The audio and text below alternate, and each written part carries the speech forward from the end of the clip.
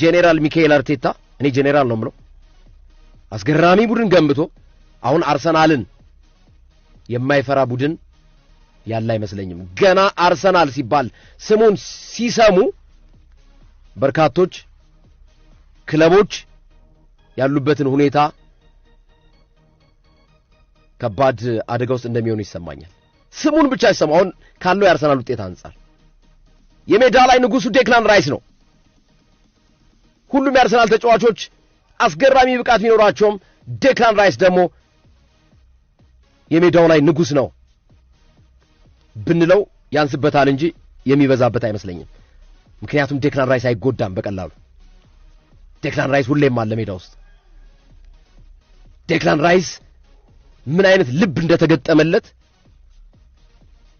ለተመልካቹ ግራ የሚያጋባ ነው በየትኛውም የሜዳ ክልል ላይ ይሽከረከራል ቡድኑን ይጋልብበታል ሜዳውንም እንደ ፈረስ ይሽከረከርበታል ይቧርቅበታል ይዘልበታል ዴክላን ራይስን ነጥዬ ያወጣሁት በነይታ ስለማይጎዳ ነው ለጉዳት ቅርብ አይደለም የጉዳት ኢንጁሪ ሂስትሪው እንብዛም ነው የጉዳት ዜና የለበትም እና ስለ አርቴታና ስለ አርሰናል ማንሳት ተገቢ ነው ታላቁን ባየር ሙኒክን አፈራርሰውታል ትናንት ምሽት ኢብሪቺ ኢዜ አርሰናል ባለቀ ሰዓት ያገኘው ትልቁ ግብአቱ ሆኖ ተመልክተናል ለማርቲኔሊ የሰጠው ኳስ ድንቅ ነበር ብቻ አርሰናል ያዝልቅለት አራቱንም ዋንጫ ጠቅልሎ እንደሚወስድ እየተሰማኝ ነው በአሁኑ ሰዓት ሶፊ ወዳንተ እሺ ግርምያ አመሰግናለሁ እንዳልከው ነው እጅግ በጣም ድንቅ ቡድን እየተመለከተን ያለ ነው አርሰናል አሁን በየትኛው መመዘኛ ወቅታዊ ቃታውን ባለበት ፐርፎርማንስ ለኔ ዓለማችን ቁጥር 1 ክለብ አርሰናል ነው በአርሰናል ደረጃ ኮምፒት የሚያደርግ ቡድን የለም ከባየር ሙኒክ እስከ ፒኤስጂ ከሪያል ማድሪድ እስከ ባርሴሎና ከማንቸስተር ሲቲ እስከ ሊቨርፑል የትኛውም ክለብ ብትጠራ አሁን ላይ ከረንት ፐርፎርማንስ አርሰናልን አርሰናል ደረጃ የሚቆም አይደለም የሚፎካከር ቡድን የለም ሁሉንም ትልልቅ ቡድኖች ሚጢጥ ያረጋቸው ነው ያለው አትሌቲኮ ማድሪድ ምን እንዳደረገው ተመልክተናል አርሰናል ትናንት ባየር ሙኒክ እንዴት እንደቀለደበት አይተናል በሊጉ በነበረው ጨዋታ ላይ አርሰናል ኦልድ ትራፎርድ ላይ ሄዶ አሸንፏል ፎቪያ ያለበት ቦታ ላይ ብዙ ጊዜ የማያሸንፍበት እንደ ፎቪያ የሚቆጠሩ አንዱ ሚካኤል አርቴታ በአርሰናል ቡድን ውስጥ የሰሩት ነገር ነው የሚመስለኝ ስነ ልቦና ምንም ማድረግ እንችላለን የሚል ስነ ልቦና አርሰናል ቤት ውስጥ አሁን ገብቷል ምንም ነገር ዓለም ላይ ሁሉም ነገር የማድረግ አቅም አለን የሚል ስነ ልቦና እንዲገነቡ ያረጋቸው ተጫዋቾቹ ግን አርቴታ ነው ይሄን ነገር የገነባላችሁ ይሄን ኮንፊደንስ ይሄን ራስ መተማመን ያመጣላችሁ እሱ ነው ለምን ይሄን አነሳው ግርምዬ ባየር ሙኒክ ለአርሰናል ፎቪያ በቃ ባየር ሙኒክ ምንም በቃ ደካማ አቋም ላይ ሆኖ አርሰናልን ያሸንፋል የዛሬ 2 አመት እኮ አሸንፎታል እኮ በሊጉ የጃቪ አሎንሶ ባየር ሊቨርኩሰን እየቀለደበት የነበረውን ቡድን ኤሚሬትስ ላይ መጥቷቸው ወጥቶ ሜዳው ላይ ወስዶ አሸንፎታል አርሰናል አሁን ግን ከ18 ጨዋታ ያልተሸነፈውን ባየር ሙኒክ ነው አርሰናል ያገኘው ቪሴን ኮምፓኒ ሃይ ሌቭል እየበረሩ ባሉበት ሰዓት ላይ ያገኙት እና ይሄ ፎቪያውን አርሰናል የሚፈራውን የሚጠላውን ነገር አሁን ማድረግ እንደሚችል መረዳት ቻለ ኦልድ ትራፎርድ ላይ አርሰናል ማሸነፍ ከባድ ነበር ከአመታት በፊት አርቴታ እስከሚመጡ ድረስ አርሰን ቪንገሩ አርሰናል ማንቸስተር ዩናይትድ በክራንች እየሄደ እንኳን ያሸንፈው ነበር እንዳለ ተጫዋቾች ተጎድተውበት ምንም በቃ ኦሊገነር ሶልሻየር አሰልጣኙ ነው ኤሪክ ቴናግ አሰልጣኙ ነው ያሸንፉ ነበር ስፔሻሊ አርቴታ እስከሚመጣ ድረስ ማለት ነው አርቴታ ከመጣ በኋላ ግን ቀነሰውና ጭራሽ አሁን አባሰው የመሸነፍ ፕሮባቢሊቲያቸውን ቀነሰ አሁን ጭራሽ ሜዳቸውም ላይ ሄዶ ማሸነፍ መቻል ጀመረ ለንደን ላይ ንጉስ ነው በዚህ ሰዓት ሳይሆን ያለፉት 3-4 አመታት አርቴታ ከመጣ ወዲህ አንድ ጨዋታ 2 ጨዋታ ነው የተሸነፈው በተመሳሳይ ጠንካራ የሚባሉ ቡድኖች የሚፈራቸውን ቡድኖች እነ ሲቲን ባለፈው የውድድር ዓመት 5-0 አሸንፏል። ሲቲ ኢታር ላይ ሄዶ ነጥብ ተጋርቶ ወጥቷል። የሚያሸንፈው ጨዋታ ነበር በጎዶሎ ባይጨርስ ጨዋታው። በተመሳሳይ አንፊልድ ላይ ሄዶ ሊቨርፑልን ጃካስ ከመተንኮሱ በፊት 2-0 እየመራ ነበር አንፊልድ ላይ እና ሚኬል አርቴታ ቡድኑን እየገነቡበት ያለው የሳይኮሎጂ ሌቭል የስነ ልቦና ደረጃ በጣም ላቅ ያለ ነው። ይሄ ነው ትልቁ አንዱ ልዩነት ፈጣሪ ብዬማም ነው። በእያንዳንዱ ጨዋታ ላይ ግን ዘንድሮ የውድድር ዓመት ላይ ካርቴታ ቀለም ባልተናነሰ መልኩ የአንድሪያ ቤርታን ሚናም እየተመለከትን ያለ ነው። የአንድሪያ ቤርታ ሚና ቀላል አይደለም። ያመጡላቸው ተጫዋቾች በእያንዳንዱ ጨዋታ ጥቅማቸው እያየለ ነው። ቶተናም ላይ ሂንካፔ ምን እንዳደረገ ተመልክተናል። ኢዜ ቶተናም ምን እንዳደረገው ተመልክተናል። ትናንት ሙስኬራ በ13 ሚሊዮን ፓውንድ አርሰናል ገዛ ሳይሆን ይህንን ተጫዋች ዘረፈ ነው የሚባለው፣ ሰረቀው ነው የሚባለው እንጂ ገዛ ልንለው አንችልም። በ13 ሚሊዮን ፓውንድ እንዲህ አይነት ተጫዋች ሙስኬራ በጣም የሚገርም ነበረ ትናንት። በተለይ ካላፊዮሪ ከገባ በኋላ የሱም ኳሊቲ መታየት ጀመረ። ማይልስ ኬላ ጋልጦት ነበር በተወሰነ መንገድ፣ ግን ካላፊዮሪ መጥቶ ግራውንድ ሲዘጋለት በቃ የራሱን ስራ ነው የሚሰራው። በአግባቡ ስራውን ሲያከናውን ነበር ሙስኬራ። ግን የ21 ዓመት ተጫዋች ነው። ልብ በል ግርም የ21 ዓመቱ እኮ ነው። ቁመቱ ስለረዘመ ትልቅ ሰው እንዳይመስላችሁ አድማጮች፣ 21 ዓመቱ ነው። በአውሮፓ ትልቁ የሻምፒዮንስ ሊግ መድረክ ለዛውም ኃያሉን ባየር ሙኒክን በገጠሙበት ጨዋታ የተሰለፈ ተጫዋች ነው። የተጫዋች በጨዋታውም የሚችለውን ነገር ማድረግ ብቻ ሳይሆን ኳሊቲ ያለው ተጫዋች እንደሆነ ተመልክተናል። ጁሪያን ቲምበር ልዩ ነበር ትናንት። ጎል አስቆጥሯል። በሱ በኩል አንድ ኳስ ዝር አላለም። አንድ ኳስ ማይልስ ኬሊ ነበር ሲያጋልጥ የነበረው አርሰናል። ማይልስ ኬሊ መስተካከል አለበት። በቡድኑ ሌቭል ገና ያልመጣ ተጫዋች ነው። ቡድኑ ካለው የተጫዋቾቹ ሌቭል ከመጣበት ደረጃ አሁን የሚነሱ ነገሮች አሉ። ጨዋታ ያለማግኘት ጊዜ ምናምን ልክ ነው። ጨዋታ ያለማግኘት ተጫዋችን ይጎዳል። ግን ልምር ላይ እኮ የሚጫወተው እኮ ከነዚህ ተጫዋቾች ጋር እኮ ነው ግርሜ። በአንድ ወቅት በተደጋጋሚ አነሳዋለሁ። ቪዲቺ በማንቸስተር ዩናይትድ ሲጠየቅ እኔ ከጨዋታ ልምምድ ነው የሚከብደኝ ብሏል። ምክንያቱም ልምምድ ቦታ ላይ ሉዊስ ሳሃን፣ ሮኒና ክርስቲያኖ ሮናልዶ ነው የማገኘው። በጨዋታ ላይ ግን እንዲህ አይነት ኳሊቲ ያላቸው ተጫዋቾች ብዙ ቡድኖች የላቸው። ኦልሞስት ኦል እንዲህ አይነት ጥራት ያለው አጥቂ የላቸው። ስለዚህ ልምምድ ነው የሚፈትነኝ ብሎ ሲናገር ነበር በአንድ ወቅት የማንቸስተር ዩናይትድ ተከላካይ ቪዲቺ። ማይልስ ኬሊ መማር ከፈለገ ልምምድ ላይ ጥራት ያላቸው ስራዎች ስለሚሰሩና ልምምድ ላይ ከጨዋታም የባሰ ፉክክሮች ስላሉ እዛ ላይ ራሱን ማስተማር ይችላል። የጨዋታ ጊዜ ደግሞ አልተነፈገውም፣ እያገኘ ነው። ቢያንስ በሳምንት አንድ ጨዋታ በቋሚ 11 ይጀምራል። ምክንያቱም 3 ጨዋታዎች አሉ በሳምንት። ሻምፒዮንስ ሊግ አለ፣ ፕሪሚየር ሊግ አለ፣ እንደገና ሊግ ካፕ ይመጣል። ከነዚህ ጨዋታዎች በአንዱ ያሰለፉታል። ከ3 አንድ ጨዋታ ይሰለፋል እስካሁንም ይሄ ተጫዋች። በነገራችን ላይ ትናንት ታሪክ ጽፏል። ከፋብሪጋስ ቀጥሎ 10 የሻምፒዮንስ ሊግ ጨዋታዎችን ከ20 ዓመት በታች ነው በማድረግ ከፋብሪጋስ ቀጥሎ ሁለተኛው ተጫዋች ሆኗል። ምናልባት የሚቀጥሉት ዓመታት ከ10 እና ከ11 ጨዋታ በላይ ማከናወን የሚችል ከሆነ የፋብሪጋስን ክብረ ወሰንም መውሰድ ይችላል። ኢቭን በእንግሊዝ 5ኛ ተጫዋች ነው። ከቤሊንጋም፣ ትሬንት አሌክዛንደር-አርኖልድና መሰል ተጫዋቾች ቀጥሎ 5ኛ ደረጃ ላይ ተቀምጧል። 10 ጨዋታዎችን ገና በ19 ዓመቱ በሻምፒዮንስ ሊግ ምሽቶች በማከናወን በሚል ግን የተጫዋች ዓለም ዋንጫን ስለመሄድ ማሰብ አለበት። 2026 የዓለም ዋንጫ እየቀረበ ነው። ቶማስ ቱኬል ከጥቂት ወራት በፊት ጥሪ አድርገውልን ነበር። ከዛ በኋላ የሰጡት አስተያየት ግን ሰምተዋል። ያሉትን አስተያየት ግርሜ ኦራይሊን የመሰለ ተጫዋች እያለ እንዴት ማይልስ ኬሊ በዚህ አቋም ልመርጠው ይችላል? ራሱን ማስተካከል አለበት። የመጫወቻ ጊዜ ማግኘት አለበት። ራሱን በደንብ ማስተካከል አለበት ብለውታል። ግን የትናንቱን ድል በአግባቡ ተጠቅሟል የሚል እምነት የለኝም። ሚኬል አርቴታ የትናንትናው ጨዋታ የጥሎ ማለፍ ጨዋታ ቢሆን 100% ማይልስ ኬሊን አይጠቀሙት። ዋጋ እንደሚያስከፍላቸው ያውቃል። በቃ ይሁን ብለው ነው ትናንትናው ጨዋታ ላይ ከነስተቱ ሲጠብቁት የነበረው። በኋላ ላይ ደግሞ አየንሱ ከወጣ በኋላ ነው የማሸነፊያው አንጎል ካላፊሩ በመጀመሪያ ንክኪው በማጥቃት ሄዳ አሻገረን ለማዱኬ የሁለቱ ቅያሬዎች ውጤታማ ሆኑ እና የትናንትናው ጨዋታ በልዩነት ለአርሰናል ኦፕን ፕሌይም የቆመ ኳስ ያስቆጠሩበት ነው። ሚኬል አርቴታ ከቶተንሃም ጨዋታ በኋላ ተጫዋቾች አናደውኛል የቆመ ኳስ አላስቆጠሩም ብለው ነበር እና ትናንት አስቆጥሮላቸዋል። ቲምበር በጣም ቆንጆ ኳስ ነው ያስቆጠረው። ዲክላን ራይስ ከጨዋታው በኋላ ግን ሲናገር በቆመ ኳስ ይወቅሱናል፣ እኛ ለቆመ ኳስ ብለን አንድም ትሬኒንግ አንሰራም፣ ግን ቲማችን ለእንደዚህ አይነት ያጫወት መንገድ ዝግጁ ነው።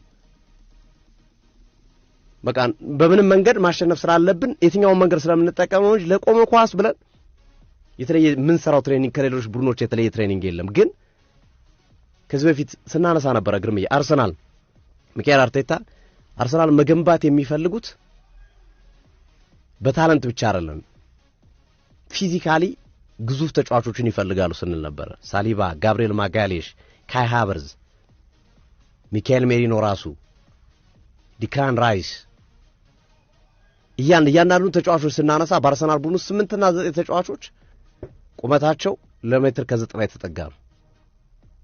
ግዙፎች ናቸው። ያ የአየር ላይ ኳስ እንድትጠቀም ያግዛል። ትሸፍናቸዋለህ ግዙፍ ስለሆኑ በአየር ኳስ በሚሻማበት ጊዜ ላይ ትገፋቸዋለህ። በትከሻ መግፋት ይፈቀድልሃል። ይከልሏቸዋል። በሰውነት መከለል ትችላለህ። አለመንካት ነው እንጂ የምችለው መከለል መብት ነው። አየው የሚኬል አርቴታ የዝውውር ፖሊሲ አንዱ የፊዚካል ላይ ትኩረት አደርጋለሁ ብሎ ያደረጉት ነገር አምና በእርግጥ ዋጋ አስከፍሏቸው ነበር፣ ቀይ ካርዶች በዝቶ። አሁን ግን በደንብ ያንን ነገር አስተካክለውና አርመው ተጫዋቾቹ በሚፈለጉበት ቦታ ላይ ብቻ ጉልበታቸውን እንዲጠቀሙ፣ በማይፈለጉበት ቦታ ላይ ቴክኒካቸውን ብቻ እንዲጠቀሙ እያደረጓቸው ነው ያሉ። ሲከላከሉ በቴክኒክ ነው፣ ሲያጠቁና የአየር ላይ ኳስ ሲያገኙ ደግሞ ጉልበት ይጠቀማሉ አርሰናሎች። ራይስ ልዩ ነበር ትናንት። በጣም የተለየውን ራይስ ነው የተመለከተው። በነገራችን ላይ አንድ ሐሳብ ተናግሯል ከጨዋታው በኋላ ማን ኦፍ ዘ ማች ከተባለ በኋላ ምንድነው ያለው? እንደ ዘንድሮ በአርሰናል ቤት ከመጣው ወዲህ እንደ ዘንድሮ ሙጄ መጥቶልኝ አያውቅም ብሎ በጣም ተመችቶኛል። ከዙቢሜንዲ ጋር መጫወት በጣም በቃ ከምነግራችሁ በላይ ነው ህይወቴን ቀላል ያደርገልኝ እና እንዲያውም ገና ነኝ። ትናንት የተናገረው ነው እንግዲህ ዲክላን ራይስ ገና ነኝ፣ እንዲያውም ከዚህ በላይ ጠብቁ፣ ከዚህ በላይ ከኔ ብዙ ነገሮችን ጠብቁ። ገና በቃ ሙዴ ይሄ ያላረለ የእግር ኳስ ተጫዋች ስትሆን ውስጥ የሚንተከተክ ስሜት ምናምን ሲኖር እንደዛ ነው። በቃ ገና በደስታ በጥሩ ስሜት ውስጥ እየገባው ነው ያለው። ያሮን አስተያየት እርግጠኛ ሆነ የምትአስብበት መንገድ እንዴት ሰው 90 ደቂቃ ተጫዋቱ 90 ደቂቃ ላይ ልክ የመጀመሪያ ደቂቃ የገባ ተጫዋች እኮ ነው የሚመስለው ሲጫወት ግርሚ 90ኛ ደቂቃ ላይ ከሳጥን ትሮጣለህ። 90ኛ ደቂቃ ላይ አስበው 90 ደቂቃ ሲጫወት ቆይቶ ከሳጥን ሲሮጥ ነበር ዲክላን ራይስ። ይሄ ተጫዋች በጣም ያርሰናል ዘንድሮ ድራም ልዩነት ፈጣሪ ነው። ጋሪ ኔቪል ተናግሮታል። አይነኬ ሪፕሌሴብል የማይተካው ተጫዋች በአርሰናል ቡድን ውስጥ ዲክላን ራይስ ነው ብሏል። ልክ ነው። አሁን ባለው አቋም እሱ ሌሎቹ ልተካቸው ትችላለህ፣ ከፍዝቅ ሊሉ ይችላሉ እንጂ ተካዋል። ራይስን ግን አተካው በአርሰናል ቡድን ውስጥ በሱ ሌቭል ያለ ጥራት ያለው ተጫዋች የላቸውም አርሰናሎች። ራይስ በሚጫወትበት የ8 ቁጥር ሚና ቦክስ ቱ ቦክስ ሚድፊልደር ይሆናል። ሲፈልግ 6 ቁጥር ከዙቢሜንዲ ጋር መጥቶ ይቆማል። ሲፈልግ ሂዶ ያጠቃል። የማያረጋው ነገር የለም ዲክላን ራይስ። ግን እሱ ራሱን ከማድነቅ በላይ ለዙቢሜንዲ ነው አድናቆት ነው የሰጠው። የስፔን ቁጥር 1 6 ቁጥር ተጫዋች በአርሰናል ቤት ውስጥ በጣም የተለየ ተጫዋች ነው። ጨዋታ አንቲሲፔት የሚያደርገው እሱ ጋር ኳስ ከደረሰ 10ም ተጫዋች ያውቃል የቱ ጋር መሆን እንዳለበት። ኳስ እንደማይነጠቅ ስለሚያውቅ የቱ ጋር መሆን እንዳለብን እናውቃለን ዙቢሜንዲ። እና ለዛ ነው ህይወታችን ቀላል ያደርገልን። ለኔም ነገሮችን ቀላል ያደርገልኝ አለ እሱ ነው። በቃ አሁን በቴሌፓዚ መግባባት ጀምረናል፣ ሳንታይ እንግባባለን ጭምር ሲል ራይስ ረምጧል። ከትናንት ነው የማን ኦፍ ዘ ማች ሽልማቱ በኋላ። ትናንት አርሰናል ከጨዋታው በፊት ሉዊስ ሙኔዝ የሚባል ተጫዋች የአርሰናል ከ19 ዓመት በታች ቡድን 4-2 አሸንፏል ባየር ሙኒክን። የ13 ዓመት ተጫዋች አሰልፈው ክብረ ወሰን ሰብረዋል። በውድድሩ ታሪክ የ13 ዓመት ተጫዋች ከ19 ዓመት በታች ውድድር ላይ ተሳትፎ ያቅምና በዛ አስደናቂ ክብረ ወሰን አሟሽቶ ነበር ጨዋታውን የጀመሩት። የተለየ ምሽት ነበር የትናንትናው ምሽት። ኢዜ በጣም ድንቅ ነበር። ሁለተኛው ጎል ስትቆጠር የሰራው ስራ የሚደንቅ ነው። ባየር ሙኒክ አሰልጣኝ ቪሴን ኮምፓኒ የተናገሩት ነገር አለ። ምንድነው ያሉት? አርሰናል ለእያንዳንዱ ነገር የሚጨነቅ ቡድን ነው። ኢቭን አሉ የመሩ ኳስ ወደ ውጭ ሲወጣ ኳስ አቀባዮቹ ያዘገዩብን ነበር ኳስ ይሄ አርቴታ ትእዛዝ ሊሆን እንደሚችል አስባለሁ ብሎ ነው የተናገረው ኮምፓኒ ለእያንዳንዱ ነገር ስለሚጨነቅ አርቴታ ያን ሁሉ ሊያረጉ እስከዛ ድረስ የሚደርስ ለዲቴል የሚጨነቅ አሰልጣኝ ነው አውቀዋለሁ በማንቸስተር ሲቲ ሲል ተደምጧልና የትናንትናው አርሰናል ድል ልዩ ነው እንግዲህ ለኔ ከቸልሲ ጋር የሚያደርጉትን ጨዋታ እንድጠብቅ አድርጎኛል ቸልሲ ባርሴሎና ያሸነፈበት መንገድ አርሰናል ባየር ሙኒክን ያሸነፈበት መንገድ ሃይ ሌቭል ፉትቦል የተመለከትንበት አቋምና ብቃት ነው ሁለቱም በስታንፎርድ ብሪጅ ይህንን ብቃት መድገም የሚችሉ ከሆነ ቸልሲ ባርሴሎና ላይ አርሰናል ባየር ሙኒክ ላይ ያደረገውን ብቃት ሁለቱም በተመሳሳይ መድገም የሚችሉ ከሆነ አሸናፊው መለየት ከባድ ነው አርሰናል በጣም ታሪካዊ እና አስፈሪ ቡድን ሆኗል ይሄ ሁሉም በነገራችን ላይ ግርምዬ ያው ስለ ሪካርድ ስላነሳ አንዲት ቁጥር ብቻ አልግለጽ በ20 ዓመት የአርሰናል 2005 2006 ሻምፒዮንስ ሊግ ፍጻሜ ከደረሰው ቡድን በኋላ ለመጀመሪያ ጊዜ ነው አርሰናል 5 ተከታታይ ሻምፒዮንስ ሊግ ጨዋታዎችን ያሸነፈው ከ2006ቱ የሻምፒዮንስ ሊግ ፍጻሜ ከደረሰው ቡድን በኋላ ለመጀመሪያ ጊዜ ነው ከ19 ዓመታት በኋላ ነው ለመጀመሪያ ጊዜ 5 ተከታታይ ጨዋታ አርሰናል ማሸነፍ ይችላል አርሰናል ለሐሜት አይመችም አሁን ያለበት ደረጃ ለሐሜተኞች በፍጹም የሚመች ክለብ አይደለም ሐሜተኞች አርሰናልን የቆመ ኳስ ብቻ ነው የሚያስቆጥረው ብለው ሲያሙት አይ ይሄው በኦፕን ፕሌይ ጨዋታም እኮ ጎል አስቆጥራለሁ ይልና ተቀናቃኞችን በኦፕን ፕሌይ ይጠብሳቸዋል ማለት ነው የሴት ፒስ ቡድን ነው ሲሉት ማለት ነው ይሄንን የሚሉት ሴት ፒስ ወይም የቆመ ኳስ አንድ የጨዋታ አካል መሆኑን የዘነጉ ይመስለኛል ታዲያ እንደዛ ከሆነ ሴት ፒስ እነሱ ወይም የቆመ ኳስ ተጠቅመው ለምን ማስቆጠር ተሳናቸው አርሰናል በኦፕን ፕሌይ ለሚጫወት ቡድን በኦፕን ፕሌይ ያቀምሰዋል ይጠብሰዋል አጠባበሱ እንደበቆሎ አይደለም እንደ ብረት ያቀልጠዋል አርሰናል ዘግቼ ጫወታለሁ ካለ ከዚህ ቀደም እንዳልኩት መድፉን ይተኩሳል በመድፉ ዘግቶ የተጫወተውን ቡድን አፈራርሶት አመዱ ላይ ሳት ይሞቃል ይሄ ነው አሁን ያለው አርሰናል ሲገለጽ አስፈሪ ቡድን ነው አርሰናል በፍጹም ለየትኛውም ለሐሜት የሚመች ቡድን አይደለም አሁን ያለበት አቋም 16 ጨዋታ አሸንፏል ሁለት አቻ ተለያይቷል አንድ ጨዋታ ብቻ ነው የተሸነፈው በዘንድሮ የውድድር ዓመት በሁሉም የውድድር አይነቶች 16 ያሸንፍ ሁለት አቻ አንድ ጨዋታ ብቻ ነው የተሸነፈው ሶፊ እንዳልከው በአውሮፓ ሻምፒዮንስ ሊግ በአሁኑ ሰዓት ብቸኛው ክለብ ሁሉንም አምስቱንም ያደረጋቸውን የሻምፒዮንስ ሊግ ጨዋታ በማሸነፍ ዘ ኪንግ ኦፍ ዩሮፕ ወይም የደረጃ ሰንጠረዡ አናት ላይ በክብር የተቀመጠው መድፉ ነው አርሰናል እና የዘንድሮ አርሰናል እጅግ በጣም የሚገርም ነው ለዚህ ደግሞ ትልቁን ክሬዲት የሚወስደው እኔ ጄኔራል ብየዋለሁ አንዳንድ አድማጮች ደግሞ ፊልድ ማርሻል ሚካኤል አርቴታ ነው እያሉት ይገኛሉ አሜዚንግ አርሰናል ከአርሰናል የትናንት እንቅስቃሴ ምናልባት ክፍተት ነው ተብሎ የሚታሰበው ሉዊስ ስኬሊ ነው ሉዊስ ስኬሊ ካላፊዮሪ ሲገባ ማይክል ኦሊሴ ጉድጓድ ውስጥ ነው የገባው ሃሪኬን ከመጀመሪያው እስከ መጨረሻው ምን ውስጥ ይግባ ምን ጭራሽ እንቅስቃሴውን ሳናየው ጨዋታው ያለቀበት ሂደት ነው የተፈጠረው ተከላካይ ክፍሉ ዘንጦ ሃሪኬንን በዘንቢል ይዞ ገበያ ያወጡ ነው የሚመስለው ሊያጫውቱት አልቻሉም የት እንዳለም አይታወቅም የቪዜንት ኮምፓኒ ስብስብ ቡድን ጠንካራ እንደሆነ ቢታሰብም አርሰናል ግን ከዚህ በፊት ሶፊ እንዳልከው ፎቢያ የነበረበትን ባየር ሙኒክን አሽመድምዶታል ትናንት ማን ነው ተረኛ በቀጣይ አብረን የምናየው ይሆናል ቼልሲ ጠንካራ ቡድን ነው፣ ባርሴሎናን አንቀጥቅጧል። ነገር ግን እኔ አርሰናል ከቼልሲ የሚደረገው ጨዋታ የነ ኢስቴቫውና የነ ፔድሮ ኔቶ መስመር ላይ ያሉ ተጫዋቾች ከነ ሪካርዶ ካላፊዮሪና ከነ ዩሪን ቲምበር ወርልድ ክላስ ራይት ባክ ራይት ነው።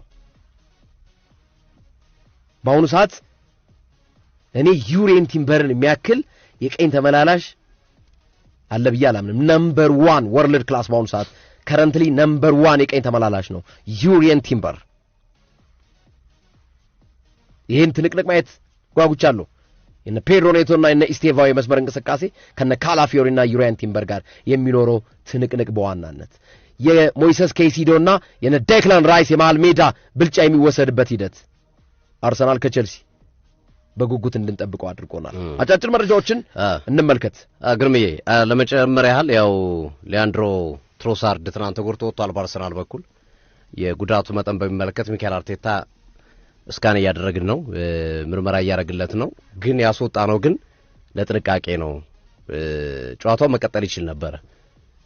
ያስወጣ ነው በትናንትናው ጨዋታ ላይ ይበልጥ ጉዳቱ ከፍ እንዳይጨምር በመስጋት ነው ያስወጣ ነው። ግን የስካን ውጤቱን መጠበቅ ይኖርብናል። በቀጣይ ጨዋታ ይሰለፋል አይሰለፍም የሚለውን ጉዳይ ለማረጋገጥ የዚህ ተጫዋች ውጤትን እንጠብቃለን፣ የሕክምና ውጤትና ዛሬና ነገ ቼክ ይደረጋል የሚል አስተያየታቸውን አስቀምጠዋል።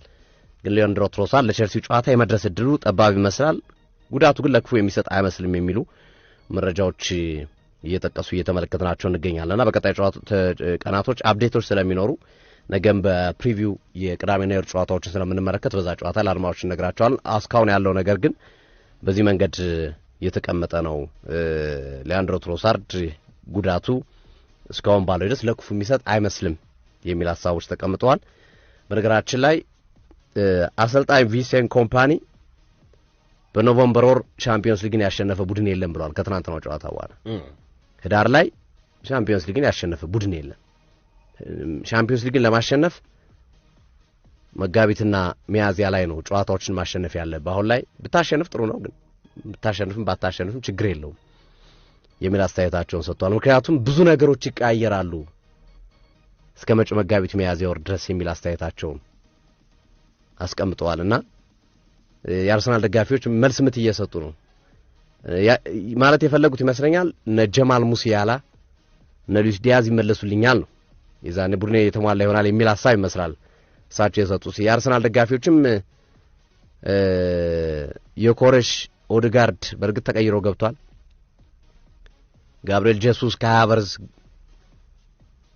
ዙሮ የአርሰናል 3 ቁልፍ ተጫዋቾች በሌሉበት ነው እኛ የሚያሸንፍ ነው ይላሉ። ጋብሪኤል ማጋሌሽ ኦድጋርድ ተቀይሮ ገብቷል። ኦፍ ኮርስ ግን ሰሞኑን ስላልተጫወተ ከሱ ጋር ያይዘው እና የኮሬሽ 3 ወርልድ ክላስ ተጫዋቾች እኛም በሌለብን ነው የገጠምናቸው የሚል ምላሽ እየሰጡ ይገኛል። ጆሹዋ ኪሚክ ደግሞ እስካሁን ከገጠምኳቸው ቡድን አርሰናል የተለየው ነው ወይ አስፈሪው ከባዱ ቡድን አርሰናል ነው ወይ ሲባል አይደለም ብሏል። አርሰናል በቆመ ኳስ ነው